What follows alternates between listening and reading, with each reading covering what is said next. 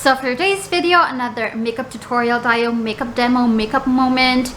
And I got a bunch of products from O.TWO.O. Not a lot. I think good enough para makagawa tayo ng full face makeup. And this is the first time that I'm going to do like a full face makeup ng O.TWO.O. I have a video na puro lip products. I tried different lip products and sinabi ko doon alin yung the best, alin yung not so much. So please do check that out in case you're interested. Ano ba yung mga magagandang lip products ng O.TWO.O. Okay, so first product that actually triggered me to do this video is yung this one right here. This is an eyebrow kit, you guys.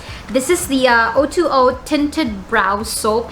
And what I love about this is it's actually may tools na siya. So you have the brush and then you have yung mismong brow soap. I already opened it and destroyed it. Naupuan ko siya. I'm so sorry, guys. Pero okay pa naman. Meron akong isa dito. I got the black and the brown. Ito yung isa. Ayan yung itsura niya ng buo. Now, I don't want to open this because I'm planning to do a giveaway for you guys. And check this out. Meron siyang dye. I mean, dye, come on. But wait, there's more. Kasi dye, wait, magkano ba to? I forgot. Right now, dye, it's just 98 pesos. Alam niyo guys, I'm into brow soaps nowadays kasi I'm not really very good in putting eyebrow product. Like, it's not my thing. I mean, I can be good if I want to, but it's not my thing. I mean, yung super detalyadong paglalagay ng eyebrow product, tas yung may concealer lining pa. I mean, I can do that if I want to. I don't want to. I'm so tamad in the brow department. Gusto ko ng easy breezy beautiful. Alam mo yon? And for me personally, brow soap is like a big help. Kasi kaya niyang gawing bushy yung eyebrows ko and then I don't have to use any other product. Kasi mukha nang makapal yung eyebrows ko. Now, what got my attention dito sa O.TWO.O is tinted na siya dye. So, alam niyo naman na yung ginagamit ko is clear lang, diba? For the past couple of videos.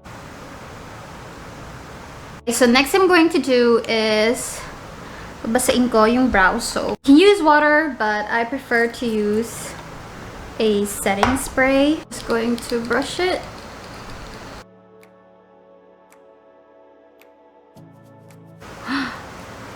See? Pampakapal ng brows, guys. Hindi naman pala intimidating yung tint. Hindi siya yung parang, anong tawag dito? Nakakatakot na black tint. Okay, so next thing that I got, you guys, is this one right here. This is the high coverage liquid concealer. And I got the shade, what shade is this? HCO2. But this is what it looks like. It looks so chic. And I'm so excited. Pero parang feeling ko yung shade na nakuha ko is kinda light than what I usually go for. But let's see. I-apply ko lang siya sa middle, guys. And then saka ko like is to spread outwards. I'm not into full coverage today because maaraw. So I'm into like, you know, summer friendly makeup.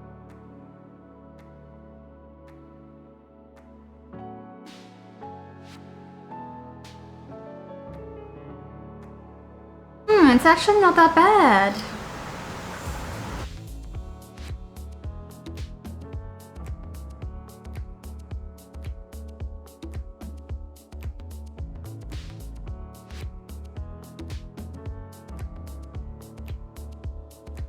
Now for the eyes, guys, I got a couple of items here.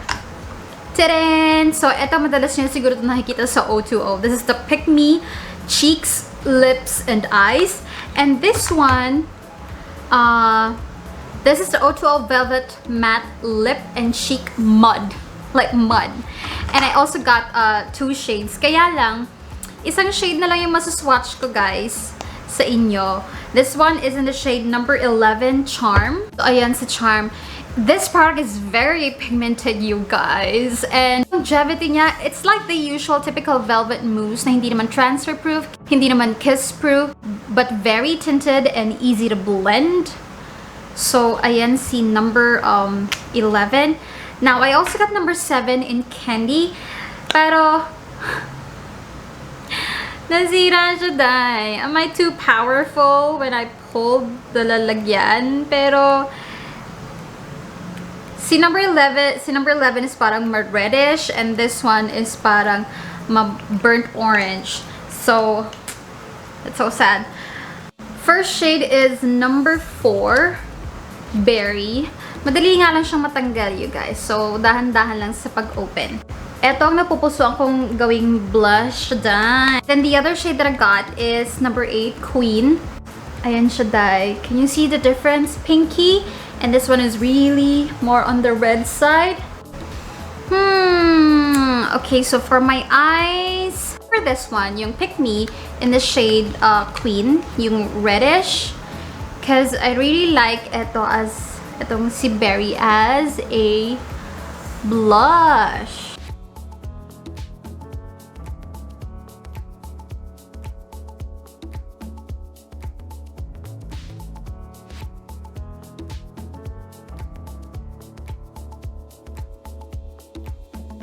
Okay, next I'm going to do is, oh my god, may eyeliner pala akong ginetching. This is the O.TWO.O waterproof liquid eyeliner. Ooh! Oh, cute! Okay, so tingnan natin kung papasa ito sa aking medyo ma-oily na eyelids.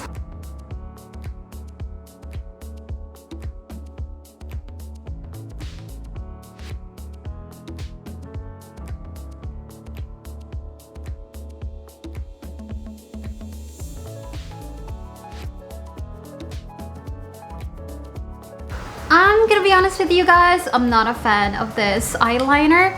I'm not a fan of the applicator, but we'll see if it's going to be long lasting. I'm also going to try it again with a solid or probably no product at all sa eyelids ko. But I'm not a fan of the applicator. So next thing that I got is yung instant oversized volume lengthening fiber mascara. Mukha siyang ball pen na mataba. Pati itechiwa, but they're both cute. Oh, okay, let's see if this is bongga. Dai, I promising. Do you see the difference? Alright, let's go to the next step. Feeling ko it took me forever sa eyes. So I'm going to do my blush na, and number 4, Berry.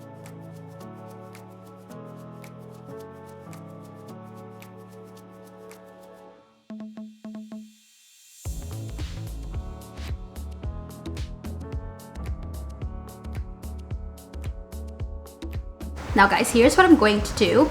I'm going to take yung Sunny's face. I think this is the Life Brow.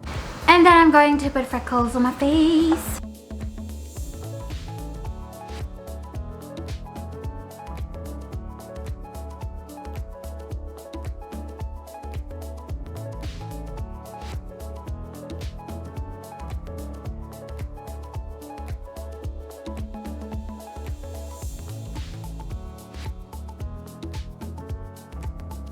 Then I'm just going to contour you guys.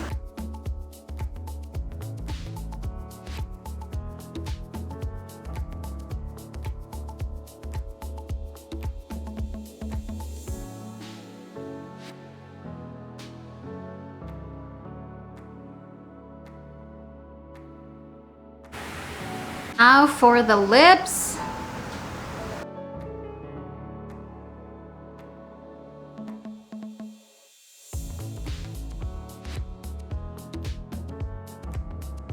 And then I'm going to apply a lip gloss. Would you stay till the morning light? Or would you follow me? Or would you let it be? If I leave tonight, we could do is right, we'll find the remedy. Or would you stay with me now till the morning light? Before you turn away, I just want you to know that I didn't I enjoyed using some of the products that I got. Number one being the Tinted brow soap, guys. You definitely need to try brow soap. Lalo na kung tamad kang maglagay, magguhit-guhit ng ganyan sa eyebrows mo. Mas bibigyan niya ng definition yung brow hairs mo without making it too nakakatakot. Alam mo yun, like super tinted. It's not like super tinted, which is good. It gives you like a natural tint sa eyebrows. I really love it. I also like the concealer because it can double as, you know, a tinted, something tinted that can just even out your skin tone. Lightweight and blendable. I love that. Now dito sa Pick Me, I also like it because it's very creamy. It's pigmented. What I just don't like is yung ang bilis niyang matanggal sa lock. So this is not something that I'm gonna bring when I go outside, but this is something that I can use for everyday dito lang sa bahay. But I love the formula. As a blush, it gives out a sheen, and as an eyeshadow, oh, well, namuo siya na konti. It's okay as an eyeshadow, but I like it as a blush. I'm not really gonna use this as an eyeshadow. Yeah. Pero etong, ano tawag dito? Yung Velvet Matte Lip and Cheek Mud. Guys, this is promising.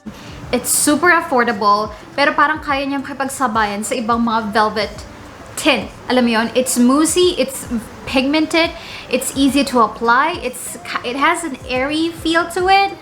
I'm gonna test it out some more. Ngayon, if I totally fell in love with it, I might do a lip swatch nito. Ang pinaka-ayoko lang sa lahat ng mga na-try ko is the eyeliner. This is not for me. Now I do believe it's not the eyeshadow that I use. It's really the formula. Like, and the applicator. Like, this is very tricky. Yung mga felt tip applicator. Una sa lahat, hindi siya beginner friendly. Hindi siya para sa mga nagmamadali.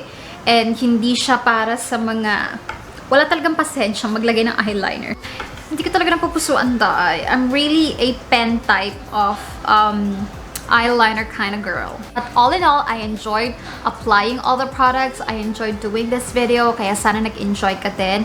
Again, guys, itry nyo yung eyebrow soap. Itry nyo yung mascara, and then itry nyo itong velvet tint. Those three are my top faves sa lahat ng product na natry ko. Okay, that's it for today's video, guys. Thank you so much for joining me, and I'll see you in my next one. Bye-bye! Picture taking time. I'm going to put on my contact lens, and tingnan natin kung mahabol natin yung golden hour so we can get that shot for the thumbnail.